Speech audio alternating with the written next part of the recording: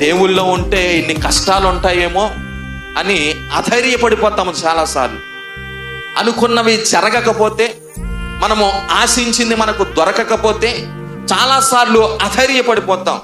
ఇక్కడ అపోస్తలుడైనటువంటి పౌలు గారు అంటున్నారు, నాకు వచ్చేటువంటి శ్రమలను బట్టి, నాకు వచ్చే కష్టాలను బట్టి, నాకు వచ్చే ఇబ్బందులను బట్టి మీరు అధైర్యపడవద్దు. అవి మహిమకరములై ఉన్నాయి. అవి దేవుని కొరకు నేను పని చేస్తున్నాను. నాకు వచ్చేటువంటి శ్రమలన్నీ కూడా దేవుని యొక్క ఘనత కొరకు నన్ను ఘనముగా ఏర్పరచుకుంటున్నాయి. ఈరోజు నేనంటున్నాను, నీ జీవితంలో ఒకవేళ శ్రమలు వస్తే నీవు అధైర్యపడిపోవద్దు. ఒకవేళ ఇబ్బందులు వస్తే నీవు అధైర్యపడిపోవద్దు.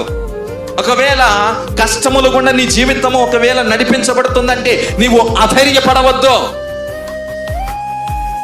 నీవు దేవుని కొరకు పని చేస్తున్నావు గనుక అవన్నీ కూడా